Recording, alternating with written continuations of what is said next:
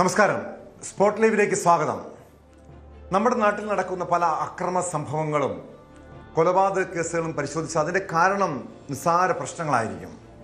ഒന്നില്ലെങ്കിൽ പാർക്കിങ്ങിനെ ചൊല്ലിയുള്ള പ്രശ്നം, ഹോണടിച്ചതുമായി ബന്ധപ്പെട്ട തർക്കം, റോഡിലെ പ്രശ്നങ്ങൾ, അങ്ങനെ നിസ്സാര പ്രശ്നങ്ങളുടെ പേരിൽ കൊല്ലും കൊലയും നടക്കുന്നൊരു നാട്. മലപ്പുറം മഞ്ചേരിയിൽ 2022 നടന്നൊരു സംഭവമുണ്ട്. അതായത് പാർക്കിങ്ങിനെ ചൊല്ലി നഗരസഭ മുൻ അംഗത്തെ ക്രൂരമായി കൊലപ്പെടുത്തിയ കേസ്. മഞ്ചേരി നഗരസഭാ മുൻ അംഗം തലാപ്പിൽ അബ്ദുൽ ജലീലിനെ കൊലപ്പെടുത്തിയ കേസിൽ 3 പ്രതികൾക്കും കോടതി ജീവപര്യന്തം ശിക്ഷ വിധിച്ചിരിക്കുന്നു. നെല്ലിക്കുന്ന് സ്വദേശി ഷുഹൈബ്, പാണ്ടിക്കാട് സൗത്ത് സ്വദേശി ഷംസീർ, നെല്ലിക്കുത്ത് ഒലിപ്രക്കാട് സ്വദേശി അബ്ദുൽ മാജിദ് എന്നിവർക്കാണ് ശിക്ഷ വിധിച്ചത്. കൂടാതെ 3 പ്രതികളും 1 ലക്ഷം രൂപ വീതം പിഴയടയ്ക്കാനും കോടതി ഉത്തരവിട്ടു. 2022 മാർച്ച് 29 രാത്രി ഒലിപ്രക്കാടിൽ വെച്ചാണ് സംഭവം. 89 സാക്ഷികളുള്ള കേസിൽ 45 പേരെ വിസ്തരിക്കുകയും 98 രേഖകളും 12 തൊണ്ടിമുദ്രകളും പ്രോസിക്യൂഷൻ ഹാജരാക്കുകയും ചെയ്തു. ഈ സംഭവം നടന്ന് 4 വർഷത്തിന് ശേഷമാണ് കേസിൽ ശിക്ഷാവിധി വന്നിരിക്കുന്നത്. CV അനുമോദ് ചേരുന്നുണ്ട് മലപ്പുറത്ത് നിന്ന് വിവരങ്ങളുമായി. അനുമോദ്, നമുക്കറിയാം ഈ ഒരു കേസ് മഞ്ചേരിയിലേറെ കോളിളക്കം സൃഷ്ടിച്ചൊരു സംഭവമാണ്. 4 വർഷത്തിന് ശേഷം കേസിൽ വിധി വന്നിരിക്കുന്നു. എല്ലാ പ്രതികൾക്കും ജീവപര്യന്തം ശിക്ഷയാണ്. എന്താണ് ശിക്ഷാവിധിയുടെ വിശദാംശങ്ങൾ?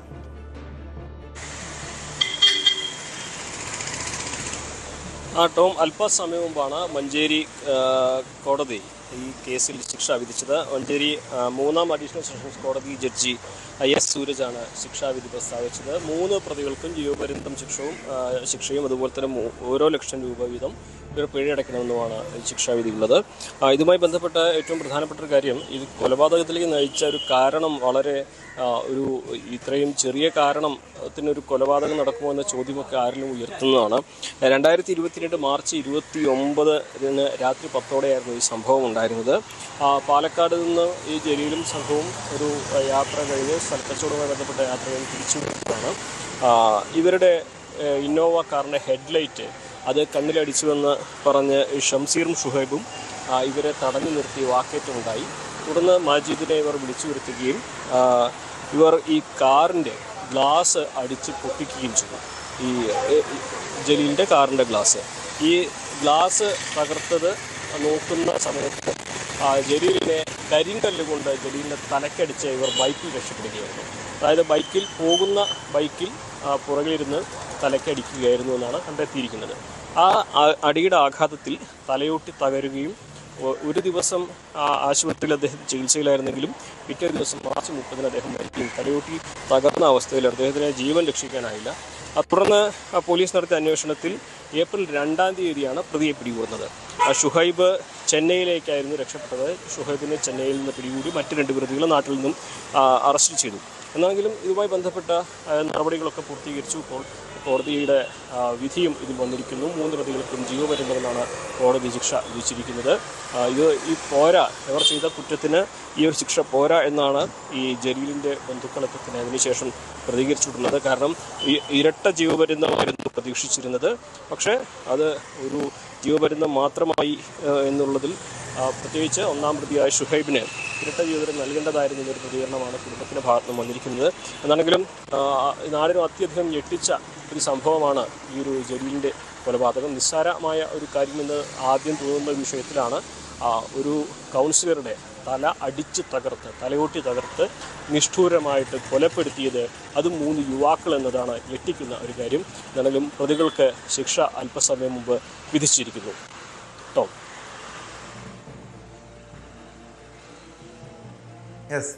അനുമതിയിലേക്ക് വരാം.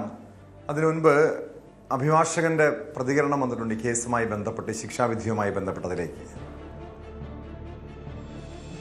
നീതിന്യായ വ്യവസ്ഥയോട് യാതൊരു ബഹുമാനവും ഇല്ലാത്ത, യാതൊരു അനുകമ്പയും കാണിക്കാത്ത 3 പ്രതികൾ വളരെ നിഷ്ഠൂരമായിട്ടാണ് ഈ കേസിൽ ഉൾപ്പെട്ട അബ്ദുൽ ജലീൽ എന്ന കുഞ്ഞാൻ എന്നവരെ, അന്ന് കൗൺസിലറായിരുന്ന അദ്ദേഹത്തെ കല്ല് ഉപയോഗിച്ച് അടിച്ച് കൊല ചെയ്തത്. അതിൻ്റെ പര്യവസാനമാണ് ഇന്ന് 3 പ്രതികളെയും കുറ്റക്കാരാണെന്ന് കണ്ട് കോടതി പരമാവധി ശിക്ഷ കൊടുത്തിട്ടുണ്ട്. ഈ കേസിൽ ഈ പ്രോസിക്യൂഷന് വേണ്ടിയിട്ട് ഇന്ന് അഡീഷണൽ പ്രോസിക്യൂട്ടറായ ഷെരീഫിൻ്റെ അതുപോലെ മുൻഷീഫ് റഹ്മാൻ ഇവരൊക്കെ രാപ്പകലെ അധ്വാനിച്ചിട്ടാണ് ഈ പ്രോസിക്യൂഷൻ ഇത്രയും. കാരണം ഒരുപാട് അപാകതകൾ ഉണ്ടായിരുന്നു എന്നുള്ളത് സത്യമാണ്. തുടക്കത്തിൽ പിന്നെ ഈ പ്രതിഭാഗത്തിന് വാദിക്കാൻ ഒരുപാട് പോയിന്റ്സ് ഉണ്ടായിരുന്നു. അവർ പ്രതികളെ തിരിച്ചറിഞ്ഞിട്ടില്ല, കല്ല് തിരിച്ചറിഞ്ഞിട്ടില്ല, എന്താണ് ആയുധം ഉപയോഗിച്ചതെന്ന് തിരിച്ചറിഞ്ഞില്ല, ഒരുപാട് വാദങ്ങൾ, സാങ്കേതിക വാദങ്ങളൊക്കെ ഉന്നയിച്ചിട്ടുണ്ടെങ്കിലും അതെല്ലാം കോടതി തിരസ്കരിച്ച് കോടതി ഈ പരമാവധി ശിക്ഷ അവർക്ക് കൊടുത്തിട്ടുണ്ട്. പിന്നെ എന്തുകൊണ്ടും നീതി അർഹിക്കുന്ന ഈ കുഞ്ഞാൻ്റെ കുടുംബത്തിന് ഇതൊരു നല്ല കാര്യമായി, നല്ല വാർത്തയായി വരട്ടെ. ഇനി ഇത്തരം പ്രവർത്തനങ്ങൾ ഇനിയും ആവർത്തിക്കാതിരിക്കാൻ വേണ്ടി നമ്മൾ ശ്രമിക്കാം. വീണ്ടും CV അനുമോദിലേക്ക്. അനുമോദ്, പ്രോസിക്യൂട്ടറുടെ പ്രതികരണം എന്നാണ് മനസ്സിലാക്കുന്നത്. പ്രോസിക്യൂഷനും അതോടൊപ്പം ഈ മരിച്ച ജലീലിൻ്റെ കുടുംബവും ഇതിനോട് എങ്ങനെയാണ് വിധിയോട് പ്രതികരിച്ചത്? അവർ തൃപ്തരാണോ? ഈ ശിക്ഷാവിധിയിൽ തൃപ്തരാണോ?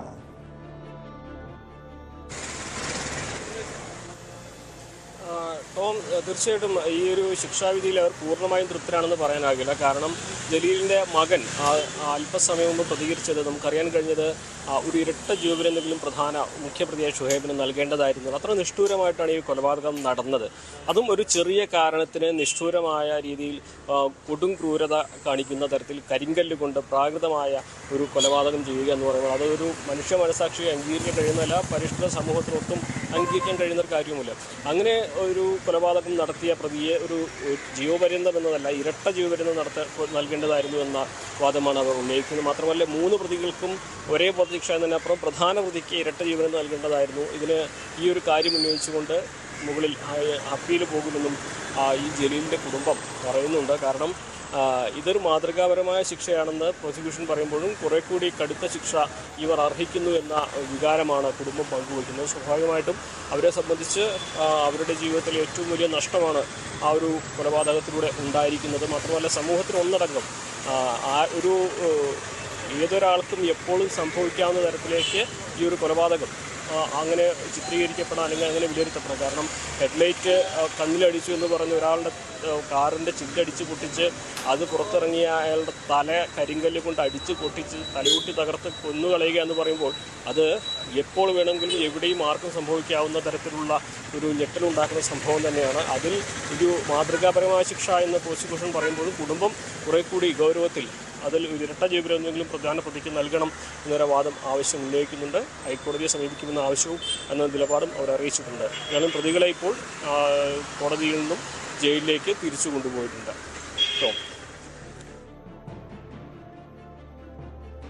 2022 നടന്ന ക്രൂരമായ കൊലപാതകമാണ്.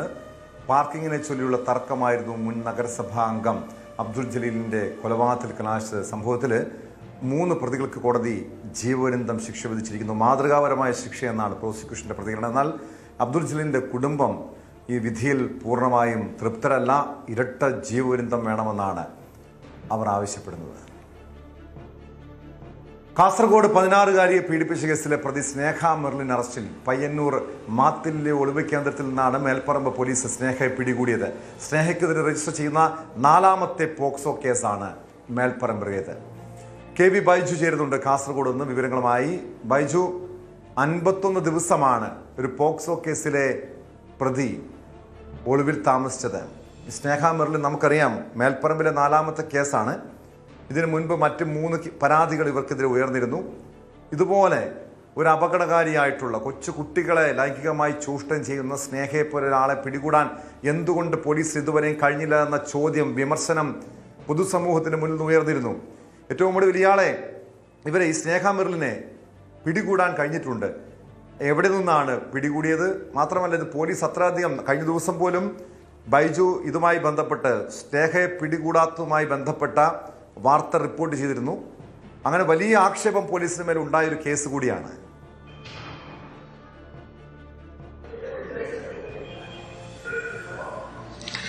ടോമെ, ഈ സ്നേഹ മെർലിൻ എന്ന ഒരു പോക്സോ കേസിലെ സ്ഥിരം കുറ്റവാളി ഒടുവിൽ പിടിയിലായിരിക്കുന്നു. ടോം സൂചിപ്പിച്ചതുപോലെ തന്നെ ഇത് സംബന്ധിച്ച് കഴിഞ്ഞ ദിവസമാണ്, അതായത് ജൂൺ 13-നാണ് മേൽപ്പറമ്പ് പോലീസ് സ്റ്റേഷൻ പരിധിയിൽ 16 വയസ്സുകാരിയെ ഇത്തരത്തിൽ പീഡിപ്പിച്ച കേസിൽ സ്നേഹ മെർലിൻ വീണ്ടും പ്രതിയാകുന്നത്. പക്ഷേ 53 ദിവസമായിട്ടും സ്നേഹ മെർലിനെ പോലീസ് പിടികൂടാത്ത സാഹചര്യം ഉണ്ടായിരുന്നു. ഇത് വലിയ വിമർശനത്തിന് വഴിവെച്ചിരുന്നു. കാരണം ഒരു പോക്സോ കേസാണ്, മാത്രമല്ല നേരത്തെ പോക്സോ കേസിൽ ജയിലിലായി ജാമ്യത്തിലിറങ്ങിയ ഒരു പ്രതിയാണ്. അത്തരത്തിലുള്ള ഒരു പ്രതിയെ പോലീസിന് പിടികൂടാൻ കഴിയാത്തത് വലിയ പ്രതിഷേധം ഉയർന്നിരുന്നു. ഏതായാലും ഇപ്പോൾ പയ്യന്നൂരിനടുത്ത് മാത്തിൽ എന്ന് പറയുന്ന സ്ഥലത്ത് ഒരു ബന്ധു വീട്ടിൽ ഒളിവിൽ കഴിയുകയായിരുന്നു സ്നേഹ മെർലിൻ എന്നാണ് പോലീസ് പറയുന്നത്. അവിടെ നിന്നാണ് ഇന്നലെ രാത്രിയോടുകൂടി സ്നേഹ മെർലിനെ പോലീസ് പിടികൂടുന്നതും ഇവരുടെ ചോദ്യം ചെയ്യൽ പൂർത്തിയായിട്ടുണ്ട്. അതായത് പ്രധാനമായും ടോം സൂചിപ്പിച്ചതുപോലെ തന്നെ 2025-ൽ ഇവർക്കെതിരെ ആദ്യത്തെ പോക്സോ കേസ് വരുന്നു. തളിപ്പറമ്പിലെ 14 വയസ്സുകാരിയെ പീഡിപ്പിച്ച കേസിൽ പിന്നീട് ജയിലിലാകുന്നു. ജയിലിൽ നിന്നും ഒരു വെളിപ്പെടുത്തലുണ്ടാകുന്നു. ഇതേ പെൺകുട്ടിയുടെ സഹോദരൻ, 15 വയസ്സുള്ള സഹോദരനെയും സ്നേഹ മെർലിൻ പീഡിപ്പിച്ചുവെന്ന്. അങ്ങനെ ആ കേസിലും പോലീസ് രജിസ്റ്റർ ചെയ്യുന്നു. ഇതിനു പുറമെ തളിപ്പറമ്പിൽ ഒരു 14 വയസ്സുള്ള ആൺകുട്ടിയെ പീഡിപ്പിച്ചതിനും സ്നേഹ മെർലിനെതിരെ കേസ്. അങ്ങനെ 3 കേസുകൾ നേരത്തെയുണ്ട്. ജയിലിൽ കിടന്നൊരു പ്രതിയാണ്. അതിനുശേഷമാണ് തളിപ്പറമ്പിൽ കാസർഗോഡ് എത്തുന്നത്. അതായത് ഈ കാസർഗോട്ടെ 16 വയസ്സുകാരിയുടെ അമ്മ ഈ ജയിലിലായിരുന്നു. ആ ജയിലിലായ സമയത്താണ് ഇവർ പരിചയപ്പെടുന്നത്. അങ്ങനെ ആ പരിചയത്തിന്റെ പേരിൽ 1 വർഷത്തോളമാണ് സ്നേഹ മെർലിൻ കാസർഗോഡ് ജില്ലയിലെ മേൽപ്പറമ്പ് പോലീസ് സ്റ്റേഷൻ പരിധിയിൽ ഈ വീട്ടിൽ താമസിക്കുന്നു. അങ്ങനെ ഉറങ്ങിക്കിടക്കുകയായിരുന്ന ഈ 16 വയസ്സുകാരിയെ പീഡിപ്പിച്ചു. ഇതാണ് ഈ കേസ്. ഇതിൽ അത് മാത്രമല്ല, ഈ പെൺകുട്ടിയുടെ സഹോദരിയെയും ഇവർ ലക്ഷ്യമിട്ടെന്നാണ് പോലീസ് പറയുന്നത്. ഇവർക്ക് മൊബൈൽ ഫോൺ ഉൾപ്പെടെ നൽകി അത്തരത്തിൽ പ്രലോഭിപ്പിച്ചാണ് ഇങ്ങനെ പീഡനത്തിന് ഇരയാക്കിയത്. എന്തായാലും ഈ കേസിൽ ഇപ്പോൾ ഇവർ അറസ്റ്റിലായിട്ടുണ്ട്. ഇവരെ കൂടുതൽ ചോദ്യം ചെയ്യുന്നുണ്ട്. കാരണം ഇവരെ ഒളിവിൽ കഴിയാൻ സഹായിച്ചത് ആര് തുടങ്ങിയ കാര്യങ്ങളൊക്കെ പോലീസിന് അറിയേണ്ടതുണ്ട്. അത്തരം കാര്യങ്ങൾ പോലീസ് വിശദമായി ഇവരിൽ നിന്നും രേഖപ്പെടുത്തുന്നു. അതോടൊപ്പം ഇതിന് ശേഷം ഈ ഒളിവിൽ പോയ സമയത്ത് ഏതെങ്കിലും തരത്തിൽ വീണ്ടും ഇത്തരത്തിലുള്ള കുറ്റകൃത്യത്തിൽ ഇവർ ഏർപ്പെട്ടിട്ടുണ്ടോ എന്നതും പോലീസ് പരിശോധിക്കുന്നുണ്ട്. കാരണം ഇത്തരം കേസുകളിൽ പലപ്പോഴും കുട്ടികളാണ്. അവർ ഭയം കാരണം വിവരം പുറത്തു പറയാറില്ല. ഈ കേസിൽ തന്നെ, ഈ ഒരു മേൽപ്പറമ്പ് പോലീസ് സ്റ്റേഷനിലെ കേസിൽ വന്നാൽ തന്നെ ഇവർ ഭയം കാരണം ഈ കാര്യം പുറത്തു പറഞ്ഞിരുന്നില്ല. അങ്ങനെ സ്കൂളിൽ നടത്തിയ കൗൺസിലിംഗിലാണ് ഈ കുട്ടി ഇത്തരത്തിൽ നിരന്തരമായി സ്നേഹ മെർലിൻ ഇവരെ പീഡിപ്പിച്ചു എന്ന വിവരം പറയുന്നതും പിന്നീട് അത് പോലീസ് കേസാകുന്നതും ഇവർ ഒളിവിൽ പോകുന്നതും. എന്തായാലും ഈ കുട്ടിയുടെ മാതാവുമായുള്ള ആ പരിചയം ചൂഷണം ചെയ്താണ് ഈ സ്നേഹ മെർലിൻ ഈ വീട്ടിലെത്തി ഈ പെൺകുട്ടിയെ പീഡിപ്പിച്ചത്. അതോടൊപ്പം ഈ പെൺകുട്ടിയുടെ സഹോദരിയെയും സ്നേഹ മെർലിൻ പീഡിപ്പിക്കാൻ ശ്രമം നടത്തിയതും. എന്തായാലും ഇവർക്കെതിരെ കൂടുതൽ ഏതെങ്കിലും തരത്തിലുള്ള ആരോപണങ്ങൾ ഉണ്ടോ എന്നതും പോലീസ് പരിശോധിക്കുന്നുണ്ട്. ഇവരെ വിശദമായി പരിശോധിക്കുന്നുണ്ട്. കാരണം ഇത് തുടക്കത്തിൽ സൂചിപ്പിച്ചതുപോലെ തന്നെ ഇവർ ഒരു പോക്സോ കേസിലെ സ്ഥിരം കുറ്റവാളിയാണ്. ഇത്തരത്തിലുള്ള കുറ്റവാളിയാണ് 53 ദിവസം ഇത്തരത്തിൽ ഒളിവിൽ കഴിഞ്ഞത്. കേരള പോലീസിനെ സംബന്ധിച്ചിടത്തോളം നമുക്കറിയാം, പല കേസുകളിലും കേരള പോലീസിന്റെ സമർത്ഥമായ നീക്കങ്ങൾ 24 മണിക്കൂറിനുള്ളിൽ പ്രതികളെ പിടികൂടുന്നതൊക്കെ നമ്മൾ കണ്ടിട്ടുണ്ട്. അതുകൊണ്ട് തന്നെയാണ് ഈ ഒരു ഗുരുതരമായ കുറ്റകൃത്യം നടത്തിയ പ്രതിയെ പിടികൂടാത്തതിൽ പോലീസിന്റെ സഹായമുണ്ടോ എന്ന തരത്തിൽ പോലും ആക്ഷേപം ഉയർന്നത്. കഴിഞ്ഞ ദിവസമാണ് ഇത് സംബന്ധിച്ച് ന്യൂസ് 8-ൽ സ്പോട്ട് ലൈവിൽ തന്നെ വിശദമായി നമ്മൾ റിപ്പോർട്ട് ചെയ്തത്. ഈ സ്നേഹ മെർലിൻ ഒരു തന്ത്രശാലിയായ കുറ്റവാളിയാണെന്ന് നമുക്ക് നേരത്തെ തന്നെ ബോധ്യമായ കാര്യമാണ്. കാരണം ഈ കുട്ടികളുടെ ഏറ്റവും ഒടുവിൽ പീഡനത്തിനിരയായ കുട്ടിയുടെ അമ്മയുമായി മറ്റൊരു കേസുമായി ബന്ധപ്പെട്ടവർ ജയിലിൽ കിടന്നതാണ്. അതായത് മറ്റൊരു പോക്സോ കേസ് ജയിലിൽ കിടന്നു. അന്ന് ആ യുവതിയെ ഇവർ കാര്യങ്ങൾ പറഞ്ഞ് ബോധിപ്പിച്ച് തന്നെ ഒരു കള്ളക്കേസിൽ കുടുക്കിയതാണ്. അങ്ങനെ അവരുടെ വിശ്വാസം നേടിയെടുക്കുന്നു. അങ്ങനെ ഈ യുവതിയുടെ വീട്ടിലെത്തുന്നു. പിന്നീട് അവരുടെ കുട്ടിയെ പീഡിപ്പിക്കുന്നു. പക്ഷേ ഈ സംഭവം നടന്നിട്ട് ഇത്രയധികം ദിവസം ഇവർ ഒളിവിൽ കഴിഞ്ഞിട്ട് നമ്മുടെ കേരള പോലീസിനത് അവരെ പിടികൂടാൻ കഴിഞ്ഞില്ല. ആ ഒളിസങ്കേതം കണ്ടെത്താൻ കഴിഞ്ഞില്ല എന്ന് പറഞ്ഞാൽ പോലീസിന്റെ വലിയ വീഴ്ച തന്നെയല്ലേ. മാത്രമല്ല, അവർ ഇനിയും പുറത്തിറങ്ങിയാൽ ഇതുപോലെ കുട്ടികളെ ഉപദ്രവിക്കാം, കുട്ടികളെ ലൈംഗികമായി ചൂഷണം ചെയ്യാം. സ്വാഭാവികം. അതുകൊണ്ട് തന്നെ ഈ ഒരു കാരണവശാലും ഇവർക്ക് ജാമ്യം അനുവദിക്കാൻ പാടില്ല. സ്നേഹ മെർലിൻ പുറത്തിറങ്ങാൻ പാടില്ല. ആ രീതിയിലൊരു കടുത്ത നടപടി പോലീസിന്റെ ഭാഗത്തു നിന്നുണ്ടാകേണ്ടതല്ലേ?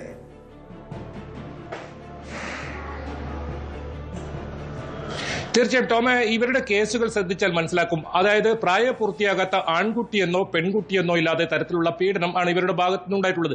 2025 ഫെബ്രുവരി മാസം നടന്ന കേസ് പരിശോധിച്ചാൽ കാണാം, ഇവർക്ക് സ്വർണ്ണ കൈച്ചേൻ നൽകിയാണ് ഈ കുട്ടിയെ പീഡനത്തിന് ഇരയാക്കിയത്. അങ്ങനെ പ്രലോഭിപ്പിച്ച് ഇത്തരത്തിൽ നിരന്തരം പീഡിപ്പിക്കുക, അത് തന്നെയായിരുന്നു ഈ സ്നേഹ മെർലിന്റെ ഒരു രീതി. അതോടൊപ്പം അതേ പെൺകുട്ടിയുടെ സഹോദരനെയും പീഡിപ്പിച്ചു എന്ന കേസിൽ ഇവർ പ്രതിയാകുന്നു.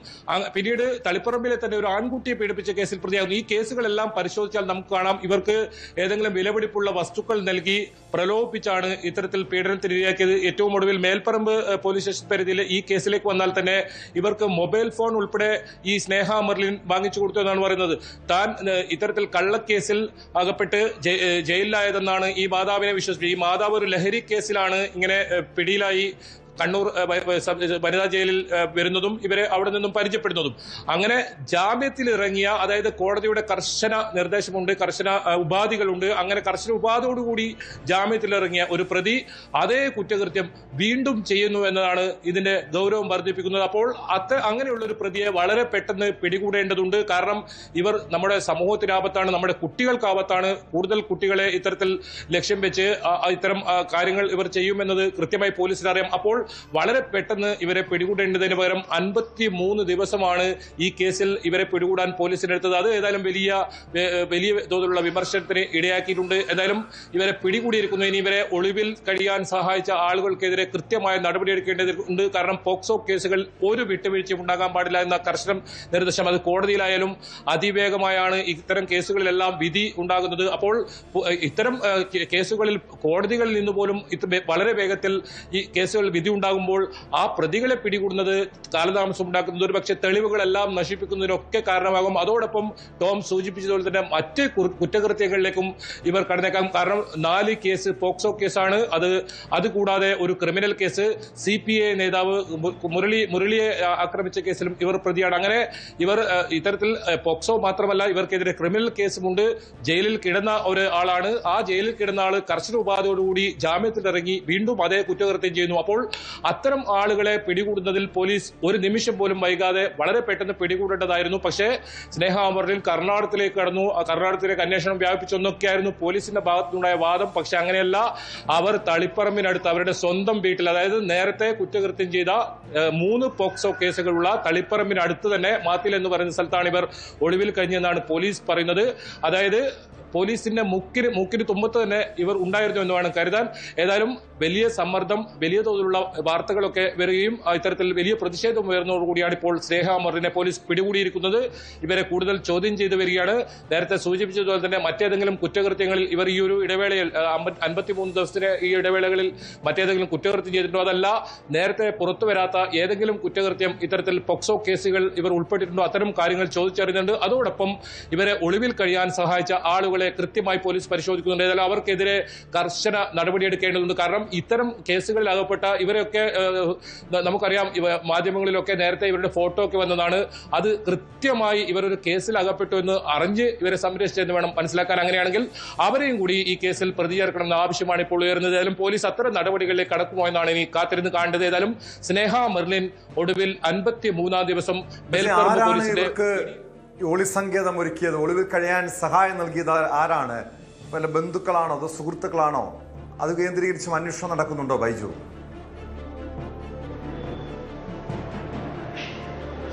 ടോമ ഇവരെ ബന്ധുക്കളുടെ വീട്ടിലുണ്ട് എന്നാണ് പിടികൂടിയെന്ന് പറയുന്നത് പോലീസ് പറയുന്നത്. അതായത് രഹസ്യ വിവരത്തെ തുടർന്ന് പോലീസ് ഇവരുടെ ഒരു മാത്തിലുള്ള ബന്ധു വീട്ടിലെത്തിയപ്പോൾ അവിടെ നിന്നും പിടികൂടിയെന്നാണ് പോലീസ് പറയുന്നത്.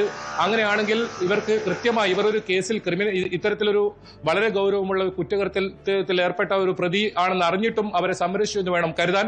ആ ഒരു ബന്ധുക്കൾക്കെതിരെ, ഇവരെ സംരക്ഷിച്ച ബന്ധുക്കൾക്കെതിരെ കേസെടുക്കുമോ എന്നാണ് ഇനി അറിയേണ്ടത്. ഏതായാലും ഈ കാര്യത്തിൽ പോലീസിന്റെ അന്വേഷണം അത്തരത്തിൽ നീങ്ങിയിട്ടുണ്ടെന്നാണ് മനസ്സിലാക്കാൻ സാധിക്കുന്നത്.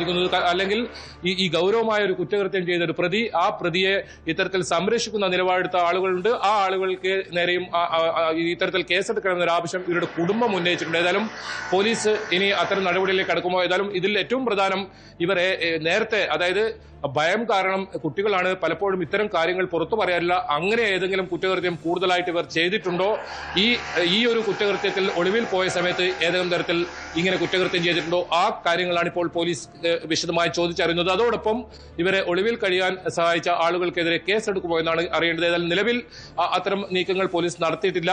എന്തായാലും ഇവർ ഒരു കുറ്റകൃത്യത്തിൽ ഏർപ്പെട്ട് ഇത്തരത്തിൽ വന്നതാണ്. അങ്ങനെ ഒളിവിൽ കഴിയാൻ സഹായം ചെയ്യുന്നതാണ് മനസ്സിലാക്കാൻ. കാരണം ഇത് നിരന്തരം വാർത്തയായതാണ്. തന്നെയാണ് എല്ലാ മാധ്യമങ്ങളിലും വാർത്തയായതാണ്. സ്നേഹ മെർലിനെ ഈ ഒരു കാര്യത്തിൽ പോക്സോ കേസിൽ സ്നേഹ മെർലിനെ ഈ തളിപ്പറമ്പ്, പ്രത്യേകിച്ച് തളിപ്പറമ്പിനെ സമീപത്താണ് ഇവരിപ്പോൾ പിടികൂടുന്നത്. തളിപ്പറമ്പുകാർക്ക് കൃത്യമായി സ്നേഹ മെർലിന്റെ ഓരോ കഥകളും ഈ ഒരു സംഭവങ്ങളും അറിയാം.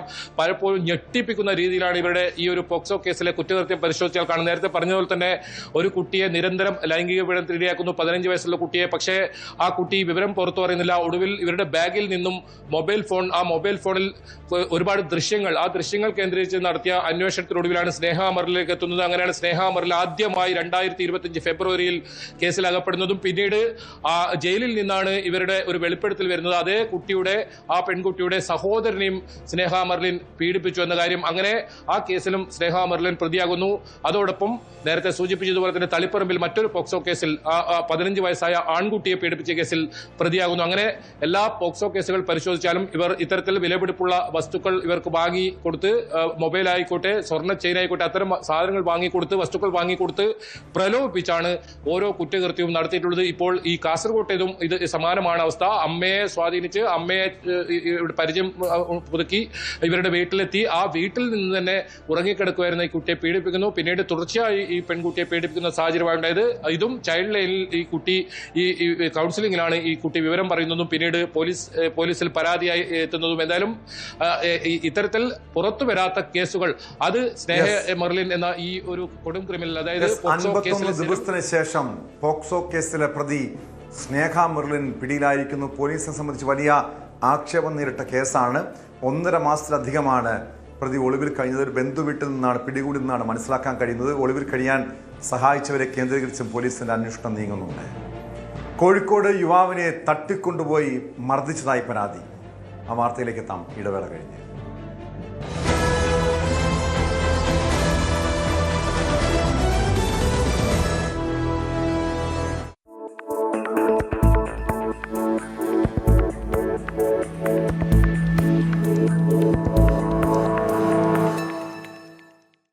കേരളത്തിൽ ഇപ്പോൾ അസാധാരണമായ സാഹചര്യമാണ് ഉണ്ടാകുന്നത്.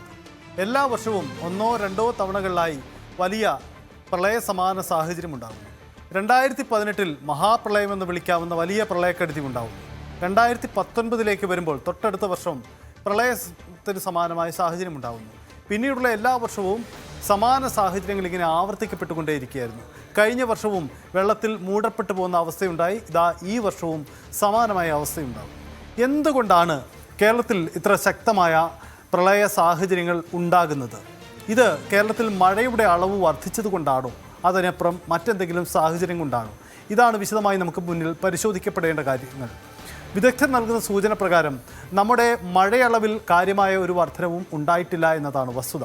ഒറ്റപ്പെട്ട ചില സാഹചര്യങ്ങൾ ഉണ്ടായിരിക്കാം, പക്ഷേ മഴയളവും നമ്മുടെ കാലാവസ്ഥ മാറ്റങ്ങളുമൊക്കെ ഇതിനൊരു കാരണമാണ്. അതിനപ്പുറം മറ്റു ചില പ്രധാനപ്പെട്ട കാരണങ്ങളുണ്ട്. അത് നമ്മുടെ പരിസ്ഥിതിക്കുണ്ടായിരിക്കുന്ന മാറ്റങ്ങൾ തന്നെയാണ് അതിന് കാരണം. അതായത് മലമുകളിൽ നിന്ന് ഉത്ഭവിക്കുന്ന വെള്ളം കേരളത്തിൻ്റെ പൊതുചിത്രം പരിശോധിക്കുമ്പോൾ പശ്ചിമഘട്ടത്തിൽ നിന്നും ഉത്ഭവിച്ച് ഏകദേശം 60 മുതൽ 100 കിലോമീറ്ററിനുള്ളിൽ അറബിക്കടലിലോ കായലിലോ വന്ന് പതിക്കുന്നതാണ് നമ്മുടെ എല്ലാ നദികളും. അപ്പോൾ ഈ ചെറു ദൂരത്തിനിടയിലെ ഒഴുക്കിനിടയിലാണ് വലിയ പ്രളയവും വെള്ളക്കെട്ടുകളും ഉണ്ടാക്കുന്നത്. മുൻകാലങ്ങളിൽ മലമുകളിൽ നിന്നും ഉത്ഭവിക്കുന്ന വലിയ വെള്ളക്കെട്ടുകൾ അവിടെ തന്നെ ഇറങ്ങിയതിന് ശേഷമാണ് നദികളിലേക്ക് വരാറുള്ളത്. പക്ഷേ ഇപ്പോൾ സംഭവിക്കുന്നത് നദിയുടെ തുടക്കത്തിൽ തന്നെ അസാധാരണമായ വെള്ളക്കെട്ട് അനുഭവപ്പെടുന്നു.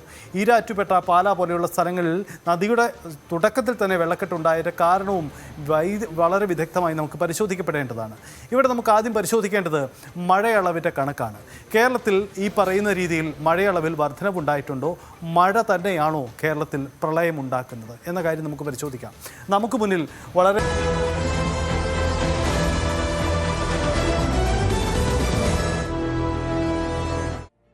കോഴിക്കോട് യുവാവിനെ തട്ടിക്കൊണ്ടുപോയി മർദ്ദിച്ചതായി പരാതി. കോഴിക്കോട് സ്വദേശി അമീർ സുഹൈലിനെയാണ് തട്ടിക്കൊണ്ടുപോയത്. ഇയാളുടെ നഗ്ന ഫോട്ടോ അമ്മയ്ക്ക് അയച്ചു നൽകി 8 ലക്ഷം രൂപ ആവശ്യപ്പെട്ടതായി പരാതിയിൽ പറയുന്നു.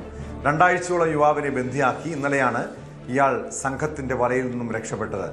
MS അനീഷ് കുമാർ ചേരുന്നുണ്ട് കോഴിക്കോട് നിന്ന് വിവരങ്ങളുമായി. അനീഷ്, 2 ആഴ്ച ഈ സുഹൈലിനെ തട്ടിക്കൊണ്ടുപോയ സംഘം തടവിൽ പാർപ്പിച്ചു എന്നാണ് പറയുന്നത്. പക്ഷേ ഇന്നലെ ഇയാൾ പുറത്തിറങ്ങിയ ശേഷമാണ് ഈ വിവരം പുറത്തു വന്നത്. സംഭവത്തിൽ എന്തെങ്കിലും ദുരൂഹതയുണ്ടോ? എന്തുകൊണ്ടാണ് തട്ടിക്കൊണ്ടുപോകാനുള്ള കാരണമെന്ന് വ്യക്തമായിട്ടുണ്ടോ? ഇതാരാണ് ഇതിന് പിന്നിൽ? പരാതിയിൽ എന്താണ് പറയുന്നത്?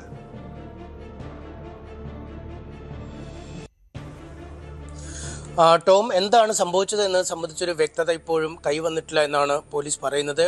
അടിമുടി ദുരൂഹതയുള്ള ഒരു കേസാണ് നമുക്ക് പറയാനും കഴിയും. കാരണം കോഴിക്കോട് സ്വദേശി സിവിൽ സ്റ്റേഷൻ എടുത്ത് താമസിക്കുന്ന ആളാണ് ഈ പരാതിക്കാരനായ, അല്ലെങ്കിൽ ഈ തട്ടിക്കൊണ്ട് പോകപ്പെട്ട ആൾ 21 വയസ്സുള്ള ആളാണ്. അയാൾ ബംഗളൂരുവിലുള്ള ഒരു സുഹൃത്തിൻ്റെ വീട്ടിൽ പോകുന്നു. സുഹൃത്തിൻ്റെ ഫ്ലാറ്റിലായിരുന്നു താമസിച്ചു വന്നിരുന്നത്. അവിടെ വെച്ചാണ് മറ്റൊരു വനിതാ സുഹൃത്തിൻ്റെ പേര് പറഞ്ഞ് ഒരു 6 അംഗ സംഘം എത്തി ഇയാളെ കൂട്ടിക്കൊണ്ട് പോയി എന്ന് പറയുന്നത്. ഇതിനുശേഷം പിന്നീട് തടവിലിട്ടപ്പോൾ അല്ലെങ്കിൽ ഈ ബന്ദിയാക്കി നിർത്തിയപ്പോൾ ഇദ്ദേഹത്തിന് തന്നെ, അതായത് ഈ 21 വയസ്സുകാരനായ യുവാവിൻ്റെ ഫോണിൽ നിന്ന് തന്നെ ആ യുവാവിൻ്റെ അമ്മയ്ക്ക് ചില ചിത്രങ്ങൾ അയച്ചു കൊടുക്കുകയായിരുന്നു. അതായത് ഈ ചില നഗ്ന ദൃശ്യങ്ങളാണ്, യുവാവിൻ്റെ തന്നെ ചില നഗ്ന ദൃശ്യങ്ങളാണ് അയച്ചു കൊടുത്തത്. ഈ ദൃശ്യങ്ങൾ പുറത്ത് കാണിക്കും, അല്ലെങ്കിൽ 8 ലക്ഷം രൂപ മോചനദ്രവ്യമായി തരണം എന്നാണ് ഈ സംഘം ആവശ്യപ്പെടുകയും ചെയ്തത്. എന്നാൽ ഇത് സംബന്ധിച്ച് യാതൊരു പരാതികളും പിന്നീട് ഉയർന്നു വന്നില്ല. ഇതിനുശേഷം ഇന്നലെ കോഴിക്കോട് തന്നെയുള്ള ചേവാറിനക്കടുത്തുള്ളൊരു സ്ഥലത്ത് ഒരു അജ്ഞാത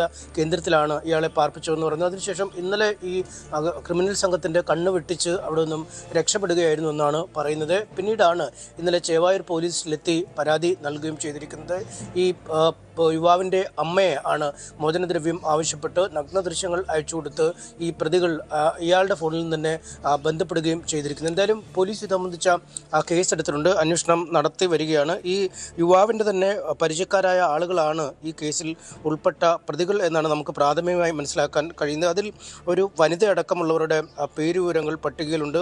അമൃത എന്ന പേരാണ് ആ യുവതിക്കുള്ളത്. ഒപ്പം മിഥുൻ പിക്കു, മിഥുൻ കണ്ണൻ എന്നിങ്ങനെ 2 പേരുകൾ കൂടിയുണ്ട്.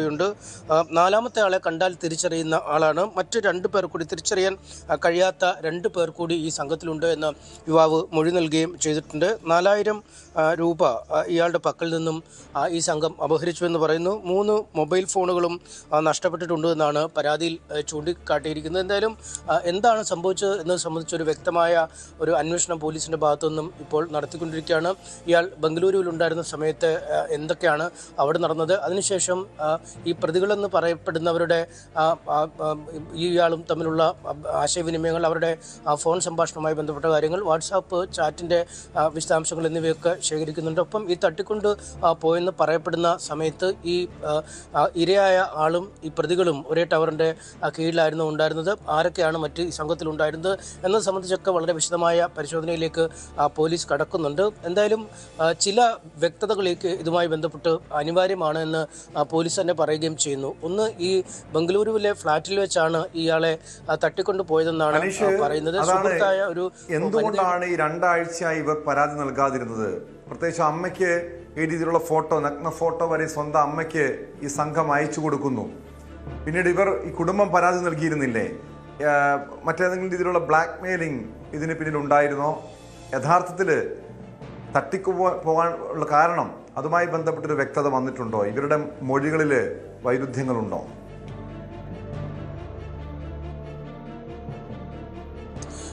തട്ടിക്കൊണ്ടുപോയ കാരണവുമായി ബന്ധപ്പെട്ട ഒരു വ്യക്തത ഇപ്പോഴും കൈവന്നിട്ടില്ല. വിശദമായ മൊഴി രേഖപ്പെടുത്തുന്നു എന്നാണ് പോലീസ് അറിയിച്ചിരിക്കുന്നത്. ഇതിൽ ഏറ്റവും പ്രധാനം, ഈ സംഭവങ്ങൾ ബംഗളൂരുവിൽ വെച്ചാണ് നടക്കുന്നത്. അവിടെ ആ സുഹൃത്തിൻ്റെ ഫ്ലാറ്റിലായിരുന്നു ഇയാൾ ഉണ്ടായിരുന്നത്. മറ്റൊരു സുഹൃത്തിൻ്റെ പേര് പറഞ്ഞാണ് ഈ 6 അംഗ സംഘം എത്തുകയും ചെയ്തത്. അതുകൊണ്ട് തന്നെ ന്യായമായ ചോദ്യം, ഇയാൾ ബംഗളൂരുവിൽ ഉള്ളത് ഈ തട്ടിക്കൊണ്ടുപോകാൻ വന്ന സംഘം എങ്ങനെ അറിഞ്ഞു? അല്ലെങ്കിൽ ഇയാൾക്ക് മറ്റൊരു സുഹൃത്തായ യുവതിയുടെ പേര് പറഞ്ഞ് എങ്ങനെ തട്ടിക്കൊണ്ടുപോകാൻ വന്നു? ഇതിൻ്റെയൊക്കെ പിന്നിൽ ഈ പരിചിതരായ ആളുകൾ തന്നെയാണ് ഉള്ളത് താനും. അതുകൊണ്ട് ഇവർ തമ്മിൽ മറ്റെന്തെങ്കിലും ഇടപാടുകൾ ഉണ്ടോ, അല്ലെങ്കിൽ സാമ്പത്തികമായോ അല്ലെങ്കിൽ മറ്റേതെങ്കിലും തരത്തിലുള്ള ഇടപാടുകൾ ഉണ്ടോ എന്ന് നമുക്ക് ഇപ്പോഴും വ്യക്തതയില്ല. മറ്റൊന്ന്, ഈ ഹണി ട്രാപ്പുമായി ബന്ധപ്പെട്ട സാധ്യതകളാണ് നമുക്ക് തള്ളിക്കളയാൻ കഴിയാതിരിക്കുന്നത്. കാരണം ഇയാളുടെ നഗ്ന ചിത്രങ്ങളൊക്കെ അമ്മയ്ക്ക് അയച്ചു കൊടുക്കുകയും ഈ പണം ചോദിക്കുകയും ചെയ്യുന്നു. ഈ കൃത്യം ഈ പണം നൽകിയില്ലെങ്കിൽ, തരപ്പെടുത്തി നൽകിയില്ലെങ്കിൽ ഈ ചിത്രം ഇൻ്റർനെറ്റിലൂടെ ലോകം മുഴുവൻ എത്തുമെന്നൊക്കെ അമ്മയോട് പറയുകയും ചെയ്യുന്നു. പക്ഷേ ഇത്രയും ദിവസം ഈ യുവാവിനെ കാണാതായിട്ടും അല്ലെങ്കിൽ ഈ ബന്ദിയാക്കപ്പെട്ടു എന്നൊക്കെ പറയുമ്പോഴും ഈ മെസ്സേജ് വാട്സാപ്പിലേക്ക് വന്ന ശേഷവും എന്തുകൊണ്ട് ഈ പോലീസ് സ്റ്റേഷനിലോ മറ്റ് ഇത്തരം ഏജൻസികളുടെ പക്കലേക്കോ ഈ വിവരങ്ങൾ കൈമാറിയില്ല എന്ന ചോദ്യമാണ്. അതിന് ഭയം നിമിത്തമാണ്, അല്ലെങ്കിൽ മകനെന്തെങ്കിലും ആപത്ത് സംഭവിക്കുമോ എന്ന ഭയം നിമിത്തമാണ് പരാതി നൽകാൻ വൈകിയത് എന്നൊക്കെ പറയുമ്പോഴും എന്താണ് അതിൻ്റെ പിന്നിലെ യഥാർത്ഥ കാരണമെന്നും എങ്ങനെയാണ് ഈ പരിചിതരായ ആളുകൾ ഇയാളെ തട്ടിക്കൊണ്ടുപോയതെന്നും ബംഗളൂരുവിൽ നിന്നും തട്ടിക്കൊണ്ടുപോയി കേരളത്തിൽ തന്നെ അല്ലെങ്കിൽ കോഴിക്കോട് കോഴിക്കോട് തന്നെ എത്തിച്ചതും ആ പോക്കുവരവ് ആ കാര്യങ്ങൾ എങ്ങനെയാണ് ഇയാളെ അവിടെ നിന്നും കൊണ്ടുവന്നത്, ഈ കൊണ്ടുവരുന്ന വഴിയിലൊന്നും ഇയാൾക്ക് രക്ഷപ്പെടാൻ സാഹചര്യമുണ്ടായില്ലേ, അല്ലെങ്കിൽ എന്തെങ്കിലും ഒന്ന് ഉറക്കെയോ ഉച്ചത്തിലൊക്കെ പറഞ്ഞാൽ ഒരുപക്ഷെ മറ്റാളുകൾക്ക് ഇടപെട്ട് രക്ഷപ്പെടുത്താൻ കഴിയുന്ന ഒരു സാഹചര്യമൊക്കെ ഉണ്ടായേക്കാം. ഇങ്ങനെ പലവിധ സാധ്യതകൾ ഉള്ളപ്പോഴാണ് ഇത്തരത്തിൽ 2 ആഴ്ചയോളം താൻ ബന്ദിയാക്കപ്പെട്ടിരുന്നു എന്ന് യുവാവ് പറയുകയും ചെയ്യുന്നത്. എന്തായാലും ഇക്കാര്യത്തിൽ വളരെ വിശദമായ അന്വേഷണം പോലീസ് നടത്തുന്നുണ്ട്. ഇത് ഒരു പണത്തിന് വേണ്ടിയുള്ള മോചനദ്രവ്യം ആവശ്യപ്പെട്ടുകൊണ്ടുള്ള ഒരു തട്ടിക്കൊണ്ടുപോക്കാണോ, അതോ ഒരു ഹണി ട്രാപ്പ് സ്വഭാവമുള്ള ഒരു കേസാണോ, അല്ലെങ്കിൽ മറ്റെന്തെങ്കിലും സാമ്പത്തിക തർക്കങ്ങളോ വ്യക്തിപരമായ പ്രശ്നങ്ങളോ ഈ പ്രതികളും ഇയാളും തമ്മിലുണ്ടോ എന്നതടക്കമുള്ള കാര്യങ്ങൾ പരിശോധിക്കണം. ഇതിലേറ്റവും പ്രകടമായി നമുക്ക് പറയാൻ കഴിയുന്നത് അമൃത എന്ന ഒരു യുവതി അടക്കം ഈ കേസിൽ പ്രതിയാണുള്ളത്. അതുകൊണ്ട് ഈ തട്ടിക്കൊണ്ടുപോകലിൽ എന്താണ് യുവതിയുടെ പങ്ക്, ഒരു ഹണി ട്രാപ്പിനുള്ള ഇരയാക്കി ഇയാളെ മാറ്റുകയാണ് എന്നതടക്കമുള്ള കാര്യങ്ങളൊക്കെ പരിശോധിക്കേണ്ടിയിരിക്കുന്നു. 3 പ്രതികളെയാണ് ഇതിനകം തിരിച്ചറിഞ്ഞ് കഴിഞ്ഞിരിക്കുന്നത്. അവർക്ക് വേണ്ടിയുള്ള തെരച്ചിൽ ഊർജിതമായി നടക്കുന്നു എന്നാണ് പോലീസ് പറയുന്നത്. യെസ്, വ്യക്തമാണ്. MS അനീഷ് കുമാറാണ് വിവരങ്ങൾ നൽകിയത്. എന്തായാലും യുവാവിനെ തട്ടിക്കൊണ്ടുപോയ കേസുമായി ബന്ധപ്പെട്ട് ഇപ്പോഴും പല ദുരൂഹതകളുമുണ്ട്, പല വ്യക്തത കുറവുമുണ്ട്. പോലീസ് വിശദമായ അന്വേഷണം നടത്തുകയാണ്. മംഗളൂരു ശ്രീവാസ കോളേജിൽ മലയാളി വിദ്യാർത്ഥികൾക്ക് നേരെ റാഗിംഗ് എന്ന് പരാതി. കറുത്ത ഷൂസ് ധരിച്ചെത്തിയതിനാണ് മലയാളി വിദ്യാർത്ഥികൾക്ക് ക്രൂരമർദ്ദനം ഏൽക്കേണ്ടി വന്നത്. സംഭവത്തിൽ 6 സീനിയർ വിദ്യാർത്ഥികൾക്കെതിരെ പോലീസ് കേസെടുത്തു. കറുത്ത ഷൂസ് ധരിച്ചതിനാണ് മലയാളി വിദ്യാർത്ഥികൾക്ക് ക്രൂരമർദ്ദനം ഏറ്റേണ്ടി വന്നതെന്നാണ് പരാതിയിൽ പറയുന്നത്. മംഗളൂരുവിലെ ശ്രീനിവാസ കോളേജിലാണ് റാഗിങ്ങിന്റെ പേരിൽ മർദ്ദനമുണ്ടായത്. 2 ഒന്നാം വർഷ വിദ്യാർത്ഥികളെ ക്രൂരമായി മർദ്ദിച്ചെന്ന് പരാതിയിൽ പറയുന്നു. KV ബൈജുവിലേക്ക്. ബൈജു, മലയാളി വിദ്യാർത്ഥികൾക്കാണ് മർദ്ദനമേൽക്കേണ്ടി വന്നത്. നമുക്കറിയാം, പ്രത്യേകിച്ചും കർണാടകയിൽ ഉന്നത വിദ്യാഭ്യാസത്തിന് വേണ്ടി പോകുന്ന പല മലയാളി വിദ്യാർത്ഥികളും റാഗിങ്ങിൻ്റെ പേരിൽ ക്രൂരമായ ആക്രമണത്തിന് ഇരകളാകുന്നുണ്ട്. പരാതി നൽകിയാലും പലപ്പോഴും മറ്റ് നടപടികൾ ഉണ്ടാകാറില്ല. പക്ഷെ ഇവിടെ ഇപ്പോൾ സീനിയർ വിദ്യാർത്ഥികൾക്കെതിരെ കേസെടുത്തിട്ടുണ്ടെന്നാണ് മനസ്സിലാക്കുന്നത്. മലയാളികൾ തന്നെയാണോ പ്രതിപട്ടികയിലുമുള്ളത്?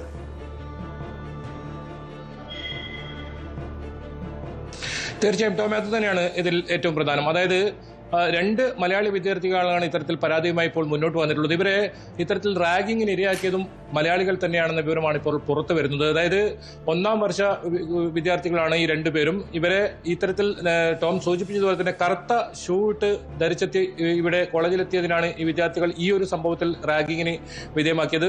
ഇവരെ ക്രൂരമായി മർദ്ദിച്ചു എന്നാണ് പരാതിയിൽ പറയുന്നത്. ഇവരിപ്പോൾ ആശുപത്രിയിൽ ചികിത്സയിലാണ്. ഇവരുടെ പ്രതികരണങ്ങൾ ലഭ്യമായിട്ടുണ്ട്. ഇവരുടെ പ്രതികരണത്തിൽ നിന്ന് തന്നെ പറയുന്നത്, അതായത് ഇവരെ ഈ ക്യാമ്പസിന്റെ അകത്ത് നിന്നല്ല, ക്യാമ്പസിന് പുറത്തു നിന്നാണ് നിരന്തരമായി ഇങ്ങനെ റാഗിംഗ് ഉണ്ടാകുന്നത്. ഈ ശ്രീനിവാസ കോളേജ് എന്ന് പറയുന്നത് നിരവധി മലയാളികൾ പഠിക്കുന്ന, പ്രത്യേകിച്ച് കാസർഗോഡ്, കണ്ണൂർ ജില്ലകളിലെ നിരവധി മലയാളി വിദ്യാർത്ഥികൾ ഉള്ള ഒരു കോളേജാണ്. മലയാളികളാണ് ഏറ്റവും കൂടുതലുള്ളത്. പ്രത്യേകിച്ച് കർണാടകയിൽ നിരവധി വിദ്യാഭ്യാസ സ്ഥാപനങ്ങളുള്ള സ്ഥലമാണ് കർണാടക. അവിടെ ആണ് ഇത്തരത്തിലുള്ള റാഗിംഗ് ഇപ്പോൾ റിപ്പോർട്ട് ചെയ്തിട്ടുള്ളത്. ഏതായാലും പാണ്ഡേശ്വരം പോലീസ് ഈ സംഭവത്തിൽ 6 വിദ്യാർത്ഥികൾക്കെതിരെ, മലയാളികൾ ഉൾപ്പെടെ 6 വിദ്യാർത്ഥികൾക്കെതിരെ കേസെടുത്തിട്ടുണ്ട്. സൂചിപ്പിച്ചതുപോലെ മർദ്ദനമേറ്റ വിദ്യാർത്ഥികളുടെ പ്രതികരണം പുറത്തു വന്നിട്ടുണ്ട്. പലപ്പോഴും കോളേജിന് ഉള്ളിൽ നടക്കുന്ന റാഗിങ്ങിനേക്കാൾ പുറത്ത് ലോക്കൽസിന്റെ ഭാഗത്ത് നിന്ന്, അതായത് ലോക്കൽസിനെ ഉപയോഗിച്ച് സീനിയർ വിദ്യാർത്ഥികൾ ജൂനിയേഴ്സിനെ ക്രൂരമായി മർദ്ദിക്കുന്ന സംഭവങ്ങളാണ് പലപ്പോഴും പണ്ട് മുതലേ നമ്മൾ കേൾക്കാറുള്ളത്. ഇതും അതേ രീതിയിൽ തന്നെയാണ് ആക്രമണം ഉണ്ടായതെന്നാണ് വിദ്യാർത്ഥികൾ പറയുന്നത്. When we were going to eat snacks and drink tea, some of the seniors come nearby us and called us. We didn't go first, and one of the senior bitten me like wooden stick. There's so many ragging, like in BC campus also, in our campus also. He told me, I have told you right, don't wear Chelsea boots. Why did you wear 2 days after that thing? I said, shoe is compulsory, right? Miss told me that, like that. ಯಾಕಂದರೆ ಎಲ್ಲಿ ಈಗ ನಮ್ಗೆ ಗೊತ್ತಿದೆ, Kerala students ಅವ್ರು ಬೇರೆಯವರಿಗೆ ಮಾಡೋದಿಲ್ಲ, ಕೇರಳದವರಿಗೆ ಜಾಸ್ತಿ ಮಾಡ್ತಾರೆ. ನಾರ್ತ್ ಇಂಡಿಯನ್ ಸ್ಟೂಡೆಂಟ್ಸ್ ಇದ್ದರೆ ಸ್ವಲ್ಪ ನಾರ್ತ್ ಇಂಡಿಯನ್ಗೆ ಮಾಡ್ತಾರೆ. ಲೋಕಲ್ಸ್ ಬಗ್ಗೆ ಯಾರು ಹೆಚ್ಚು ಗಮನ ಹರಿಸೋಲ್ಲ. ಯಾಕಂತ ಹೇಳಿದ್ರೆ ಲೋಕಲಲ್ಲಿ ಅವರ ಸಂಬಂಧಿಕರು, ಗುರ್ತದವರು, ಮನೆ ಎಲ್ಲ ಇರ್ತದೆ. ಹಾಗಾಗಿ ಸ್ವಲ್ಪ ಜಾಗರೂಕತೆಯಿಂದ ಇರ್ತಾರೆ. ಹಾಗಾಗಿ ಎಲ್ಲಿ ದೊಡ್ಡ ಕೇರಳದವರ ಕ್ರೌಡ್ ಇರ್ತದೆ ಅಥವಾ ಕೇರಳ ಸ್ಟೂಡೆಂಟ್ಸ್ನ ಸಂಖ್ಯೆ ಇರ್ತದೆ, ಕೇರಳ ಜೂನಿಯರ್ಸ್ ಯಾರು ಸೇರ್ತಾರೆ, ಇಮ್ಮಿಡಿಯೇಟಾಗಿ ಅವ್ರ ಬಗ್ಗೆ ಕಾಲೇಜ್ನವರು ಸಹ ಗಮನ ಹರಿಸಬೇಕು. ಕಾಲೇಜವ್ರದ್ದು ಕರ್ತವ್ಯ ಇದೆ. ಅಲ್ಲಿ ಏನಾಗಿದೆ, ವಾರ್ಡನ್ಸ್ ಇರ್ಬೋದು, ಟೀಚರ್ಸ್ ಇರ್ಬೋದು, ಆ್ಯಂಟಿ ರ್ಯಾಗಿಂಗ್ ಸ್ಕ್ವಾಡ್, ಅವ್ರದ್ದೇ ಆ್ಯಂಟಿ ರ್ಯಾಗಿಂಗ್ ಸ್ಕ್ವಾಡ್ ಇರ್ತದೆ ಕಾಲೇಜಲ್ಲಿ. ಅವ್ರೇನು ಮಾಡ್ತಾಯಿದ್ದಾರೆ ಅವರು ನೋಡಬೇಕು. ಪೊಲೀಸರು ಅವ್ರ ಹತ್ರ ರೆಫರೆನ್ಸ್ ಅಂತ ತೊಗೊಳ್ಬೇಕು. ನಿಮ್ಮ ಕಾಲೇಜಲ್ಲಿ ಏನು ಆಗ್ತಾಯಿದೆ ಅನ್ನೋದಂಥ ರಿಪೋರ್ಟನ್ನು ಪೊಲೀಸರು ತೊಗೊಳ್ಬೇಕು. ಅಗತ್ಯ ಇದ್ದರೆ ಪೊಲೀಸರು ಬರಬೇಕು, ಅವ್ರನ್ನ ದೊಡ್ಡ ವಿಷಯನಲ್ಲ ಇದನ್ನು ತಡಿಲಿಕ್ಕೆ. ಇವರಿಗೆ ವಿಲ್ ಪವರ್ ಬೇಕು, ಪೊಲೀಸ್ ಇಲಾಖೆಗೆ ಮತ್ತು ರಾಜಕಾರಣಿಗಳಿಗೆ ವಿಲ್ ಪವರ್ ಇದ್ದರೆ ಆಗ್ತದೆ. ಡ್ರಗ್ಸ್ ಸಹ ಅದೇ ರೀತಿ ಇದೆ. ಡ್ರಗ್ಸ್ ಈಗ ಹೇಗೆ ರ್ಯಾಗಿಂಗ್ ಇದೆ ಅದೇ ರೀತಿ ಡ್ರಗ್ಸ್ ಸಹ ಎಲ್ಲ ಕಡೆ ಸಿಗ್ತಾ ಇದೆ. KV ബൈജുവിലേക്ക്. ബൈജു, ഈ സംഭവത്തിൽ കോളേജിൻ്റെ ഭാഗത്തു നിന്ന് നടപടി ഉണ്ടോ? കാരണം പലപ്പോഴും ഈ കോളേജിൽ നിന്ന് തന്നെ ഇതിനു മുൻപും റാഗിംഗ് പരാതി ഉയർന്നു കേട്ടിട്ടുണ്ട്. നമുക്ക് കേരളത്തിൽ റാഗിംഗ് വിരുദ്ധ സമിതികളൊക്കെ വളരെ സജീവമായി നമ്മുടെ വിദ്യാഭ്യാസ സ്ഥാപനങ്ങൾ പ്രവർത്തിക്കുന്നുണ്ട്. കർണാടകയിലെ ഒരു സാഹചര്യം എന്താണ്? പ്രത്യേകിച്ചും ഇത്തരമൊരു സംഭവം ഉണ്ടാകുന്നു, ഇത് ആവർത്തിക്കപ്പെടുന്നു. ഒരു ശക്തമായ നടപടി, നിയമ നടപടിയും ആവശ്യമല്ലേ?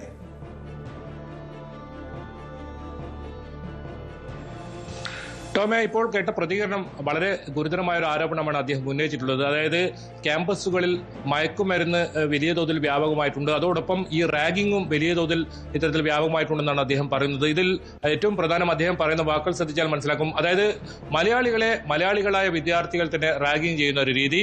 ഇനി നോർത്ത് ഇന്ത്യയിൽ നിന്ന് വരുന്ന ആളുകൾ, നമുക്കറിയാം ഇന്ത്യയുടെ പല ഭാഗത്തു നിന്നുള്ള ആളുകൾ മംഗളൂരുവിൽ എത്തുന്നുണ്ട്. ഇത്തരത്തിൽ ഒരുപാട് ആളുകൾ പഠിക്കാനെത്തുന്ന സ്ഥലമാണ്. അങ്ങനെ നോർത്ത് ഇന്ത്യൻ ടീം ആളുകൾ ആ നോർത്ത് ഇന്ത്യയിൽ നിന്ന് വരുന്ന കുട്ടികളെ റാഗിങ് ചെയ്യുന്നു. പ്രത്യേകിച്ച് ഇവർ പുറത്തേക്ക് ഇറങ്ങിയാൽ, ഏതെങ്കിലും തരത്തിൽ പുറത്തേക്ക് ഇറങ്ങിയാൽ റാഗിങ്, അതുപോലെ തന്നെ ഇവരുടെ ഹോസ്റ്റൽ മുറികളിൽ എത്തി റാഗിങ്.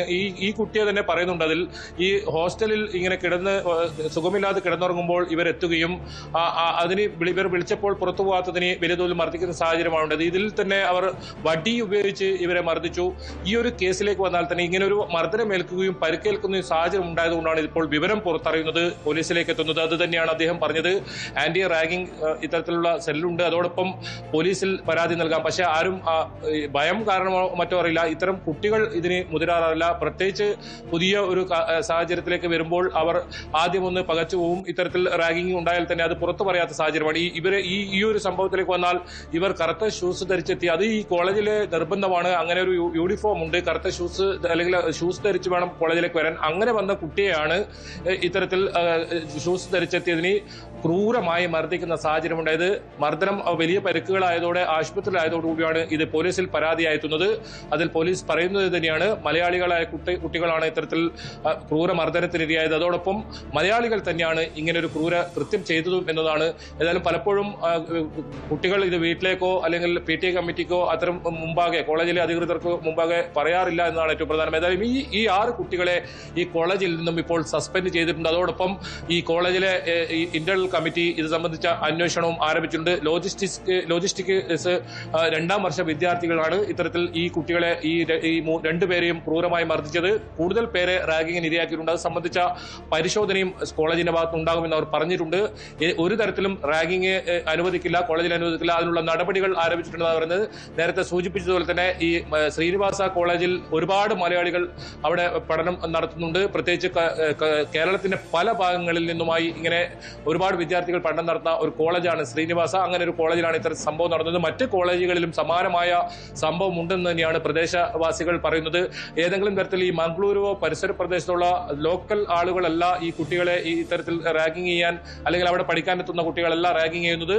അതിൽ ഗൗരവം വർദ്ധിപ്പിക്കുന്നത് മലയാളിയായ കുട്ടികളെ മലയാളികൾ തന്നെ ഇങ്ങനെ റാഗിങ്ങിന് ഇരയാക്കുന്നു. അതോടൊപ്പം ഈ ക്രൂരമായി മർദ്ദിക്കുന്ന സാഹചര്യം കൂടി ഉണ്ട്. അങ്ങനെ ഈ ഒരു സംഭവത്തിൽ ഏതായാലും പോലീസ് 6 പേർക്കെതിരെ കേസെടുത്തിട്ടുണ്ട്. കോളേജ് അധികൃതർ 6 പേരെ ഇപ്പോൾ സസ്പെൻഡ് ചെയ്തിട്ടുണ്ട്. അതോടൊപ്പം ഇത്തരത്തിൽ റാഗിങ് നടത്തുന്ന ഏതെങ്കിലും കൂടുതൽ ആളുകളുണ്ടോ എന്ന് സംബന്ധിച്ച ആഭ്യന്തര അന്വേഷണവും കോളേജ് ഇത്തരത്തിൽ പുറപ്പെടുവിച്ചിട്ടുണ്ട്. ഏതായാലും ഇത്തരം സംഭവങ്ങൾ ആവർത്തിക്കാൻ അനുവദിക്കില്ല എന്ന് തന്നെയാണ് പോലീസും പറഞ്ഞത്. മയക്കുമരുന്നിനെതിരെ വലിയ തോതിലുള്ള ശക്തമായ പരിപാടികൾ ഇത്തരത്തിൽ പ്രതിരോധ മുന്നോട്ട് പോകുമ്പോഴാണ്. ഇത് ഇന്നോ ഇന്നലെയോ കേട്ടു തുടങ്ങിയ കാര്യമല്ല.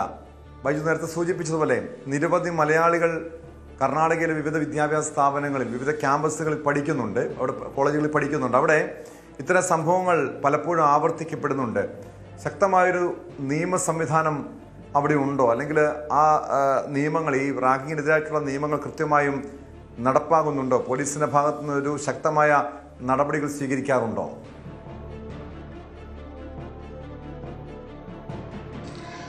ടോമെ, ഈ റാഗിങ്ങിനെതിരെ ശക്തമായ പരിപാടികൾ അത് പോലീസിന്റെ ഭാഗത്തുനിന്നുണ്ട്, കോളേജിന്റെ ഭാഗത്തുനിന്നുണ്ട്. പക്ഷേ കുട്ടികൾ ഭയം കാരണം ഇത്തരം വിവരങ്ങൾ അത് പോലീസിലേക്ക് എത്തുന്നില്ല. അതോടൊപ്പം കോളേജിലേക്കും പറയാൻ മടിക്കുന്നു. കാരണം ഈ റാഗിംഗ് ചെയ്യുന്ന വിദ്യാർത്ഥികൾ വലിയ തോതിൽ ഇവരെ ഭീഷണിപ്പെടുത്തുന്നു.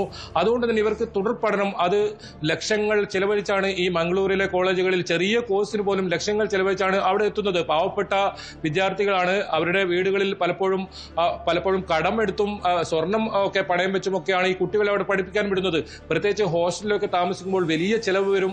അങ്ങനെ ചെലവ് വരുന്ന അങ്ങനെയുള്ള കുട്ടികൾ ഏതെങ്കിലും തരത്തിൽ തങ്ങളെ പഠനത്തെ ഇത് ബാധിക്കുമോ, പഠനം മുടങ്ങുന്ന സാഹചര്യമുണ്ടോ എന്നുള്ളതുകൊണ്ട് തന്നെ ഈ വിവരങ്ങൾ മാതാപിതാക്കളെ അറിയിക്കാറില്ല. അതോടൊപ്പം മാതാപിതാക്കൾ അറിഞ്ഞാൽ തന്നെ ഏതെങ്കിലും തരത്തിൽ അത് കോളേജ് അധികൃതർക്ക് മുന്നിൽ എത്തിക്കാറില്ല. അത് പോലീസിലേക്ക് എത്തിക്കാറില്ല. പോലീസിന്റെ ഭാഗത്ത് നിന്നും ഇത്തരം പരാതി ലഭിച്ചാൽ ശക്തമായ നടപടികൾ ഉണ്ടാകുന്നുണ്ട്. അതോടൊപ്പം നേരത്തെ പറഞ്ഞതുപോലെ തന്നെ പല ക്യാമ്പസുകളിലും ലഹരി വലിയ തോതിൽ വ്യാപനം ഈ ഒരു കർണാടകയിലുണ്ട്. പ്രത്യേകിച്ച് മംഗളൂർ നേരത്തെ പറഞ്ഞ പോലെ തന്നെ ഒരുപാട് മെഡിക്കൽ വിദ്യാർത്ഥികൾ, എഞ്ചിനീയറിംഗ് വിദ്യാർത്ഥികൾ, പല തരത്തിലുള്ള വിദ്യാർത്ഥികൾ, അത് പല രാജ്യത്തിന്റെ പല ഭാഗത്തു നിന്നും എത്തുന്ന ഒരു സ്ഥലമാണ് മംഗളൂരു. നേരത്തെയൊക്കെ വലിയ തോതിൽ വിവാദങ്ങൾ ഉണ്ടായതാണ്. കാരണം ശ്രീരാമസേനയുടെയൊക്കെ അവിടെ തന്നെയുള്ള ആളുകളുടെ ഭാഗത്തു നിന്നും വിദ്യാർത്ഥികൾക്ക് നേരെ ഇങ്ങനെ ഒരുമിച്ച് ആണും പെണ്ണും ഒരുമിച്ച് പോവുകയാണെങ്കിൽ സദാചാര ഗുണ്ടായിസം വലിയ തോതിൽ നടന്ന ഒരു പ്രദേശമാണ്. പക്ഷേ ഈ സദാചാര ഗുണ്ടായിസം എല്ലാം ഇപ്പോൾ കുറഞ്ഞു വന്നിട്ടുണ്ട്. അതിനിടയിലാണ് ഈ റാഗിംഗ് എന്ന ഈ ഒരു കാര്യം അത് ഇപ്പോൾ ഇത്തരത്തിൽ പുറത്തു തന്നെ റിപ്പോർട്ട് ചെയ്യപ്പെടുന്ന സാഹചര്യം ഉണ്ടായിട്ടുള്ളത്. അതുകൊണ്ട് തന്നെ മാതാപിതാക്കളെല്ലാം വലിയ ആശങ്കയിലാണ്. പക്ഷേ പോലീസ് ഇത് സംബന്ധിച്ച് പ്രത്യേകിച്ച് പറയുന്നുണ്ട്, ഏതെങ്കിലും തരത്തിൽ റാഗിംഗ് നടത്താൻ അല്ലെങ്കിൽ അത്തരം നടപടികൾക്കെതിരെ ശക്തമായ നടപടി സ്വീകരിക്കും. ഏതെങ്കിലും രക്ഷിതാക്കൾ ഇത് കണ്ട് ആശങ്കപ്പെടേണ്ട സാഹചര്യമില്ല. ചെറിയ തോതിലുള്ള റാഗിംഗ് ഒക്കെ വിവരങ്ങൾ നൽകിയത്. മംഗളൂരുവിലാണ് മലയാളി വിദ്യാർത്ഥികൾക്ക് നേരെ റാഗിംഗ് പീഡനമുണ്ടായത്. സംഭവത്തിൽ സീനിയർ വിദ്യാർത്ഥികൾക്കെതിരെ പോലീസ് കേസെടുത്തിട്ടുണ്ട്. തിരിച്ചെത്താം ഇടവേള കഴിഞ്ഞു.